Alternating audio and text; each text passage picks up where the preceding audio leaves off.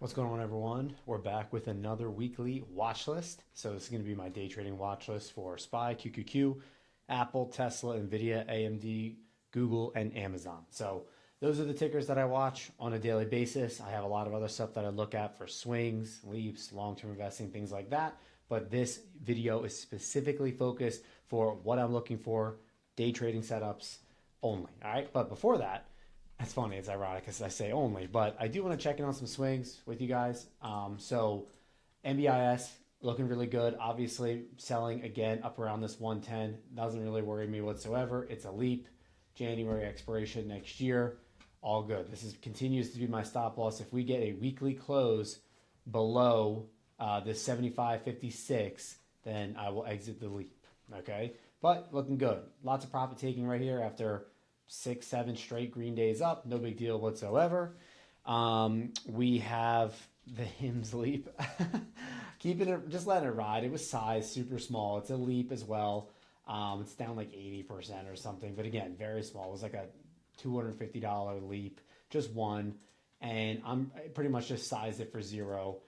This is something that has been majorly affected by all the FDA news and lawsuit and yada, yada, yada. We have earnings Monday, so that should be really interesting. Really just treating that as is at this point.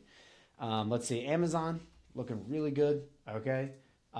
Real good. If this was bought off that just major earnings reaction, first option was bought here, bought a second one here as well. So we have 2 different contracts. We have a leap for June 2027, and we have a swing for June of this year as well, a shorter leap, if you will, but really just a longer swing. But on that note, why don't we just kick off the day trading watch list with Amazon? Oh, actually, we have 2 more. Rocket Lab, really back and forth. I have a swing for March and April, Rocket Lab and SATS, and because they are EchoStar, because they are shorter dated, they have been very volatile. Really don't like that weekly candle there on Rocket Lab, but the stop loss remains the same.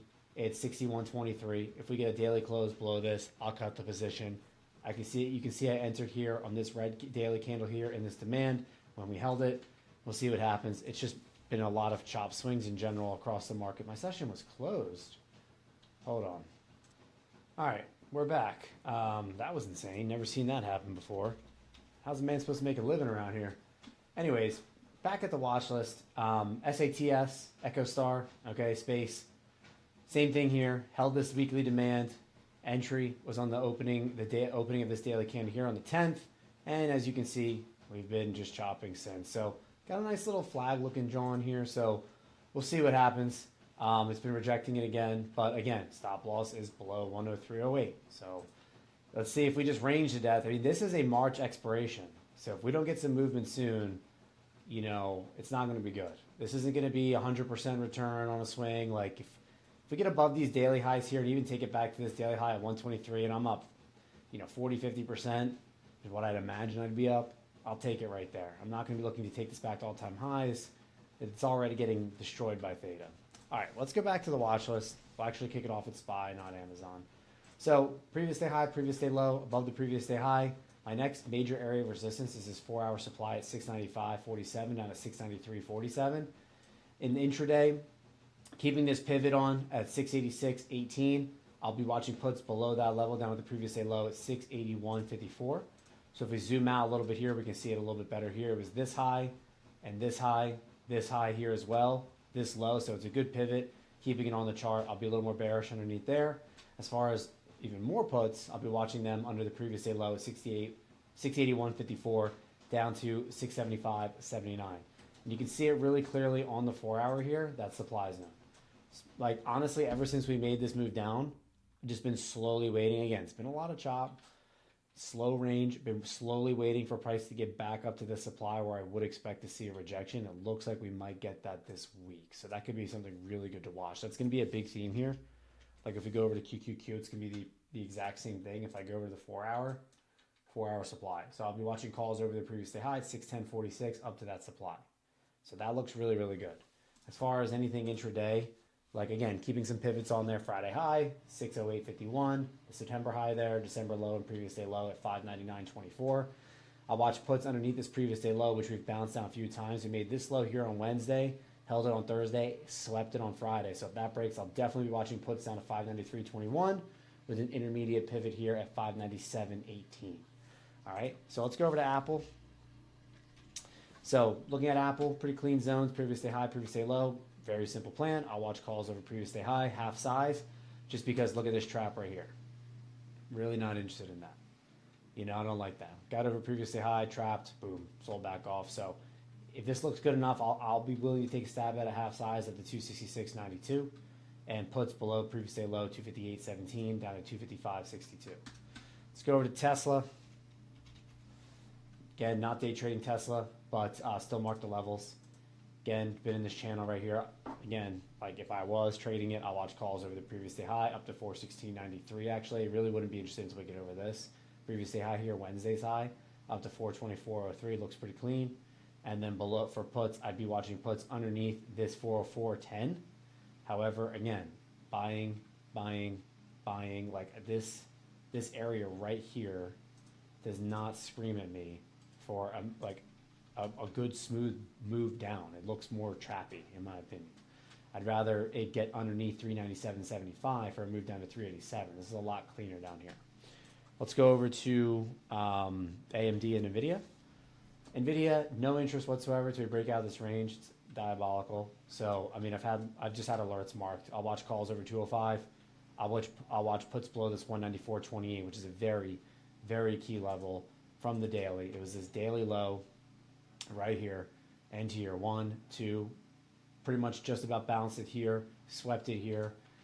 AMD's really just still been at a really interesting spot. On the 4-hour, we did test in the pre-market this 186. We still haven't filled this daily gap down to 171. Not that we have to, but it's still there.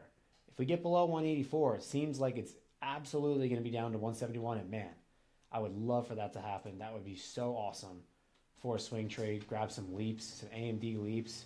Man, I just feel like they would be freaking awesome. So yeah, this daily gap down to 171.04 looks absolutely amazing. So things could get interesting. Again, underneath this low, if I actually show you on the 4-hour, we can see a little more clear. We bounce this low here, okay? So definitely room to make back down to this 186 underneath this previous day low, but that 194.28, right? I believe it was these lows here. This low here, 195, this low here, 194.28, right? Swept it already once. So this is a very key level for me.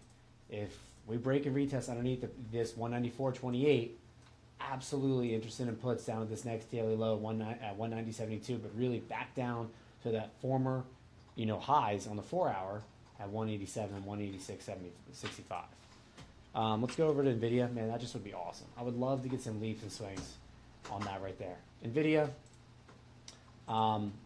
watching calls over the previous day high, pretty clean setup here, 190.42 up to the next high at 193.66.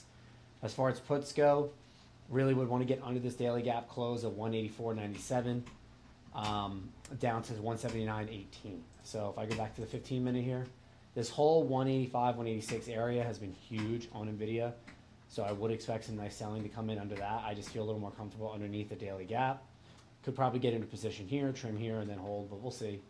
And then, again, as far as this zone goes, you can see on the chart, it's just that we had a lot of action in this area, so I just wanted to keep it on the chart. Like if I go to the 15-minute, we can see it a little more clear.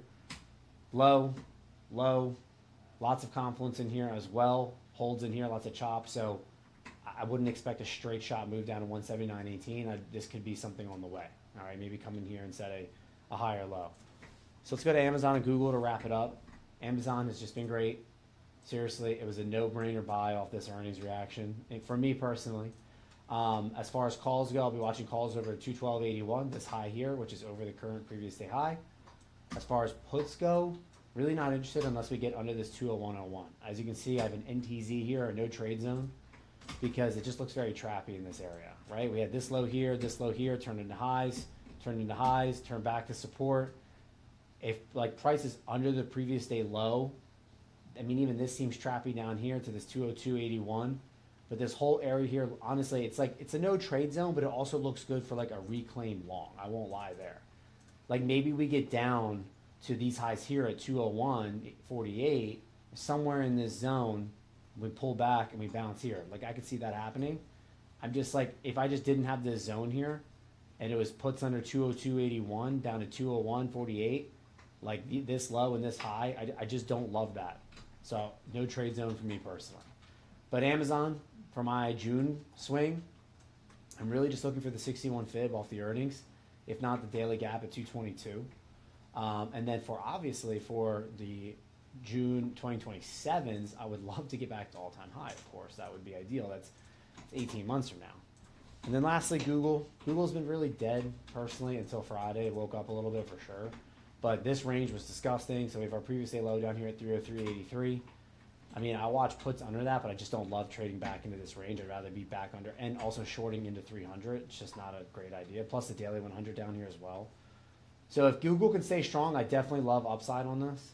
So I'll watch calls over this previous day high, because also high, once a low, low, and low. This is a very key area here at 316 to 314. So if we get over this, I'm definitely watching calls up to 321 for sure. And then above that, 330, 327. So if Google decides to get moving, daily candle looks great. High volume, beautiful candle.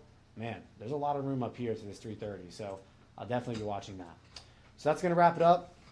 Thank you guys so much for watching. Wishing you all a great week inside and outside the market. Thank you so much. If you enjoyed the video, please consider dropping a like, comment, subscribing to the channel. I have other videos out for you guys as well. Just dropped another one last week about fixing my credit. So if you're interested in that, please give it a look. And if not, thank you so much anyways, and I'll see you all in the next watch list. Peace.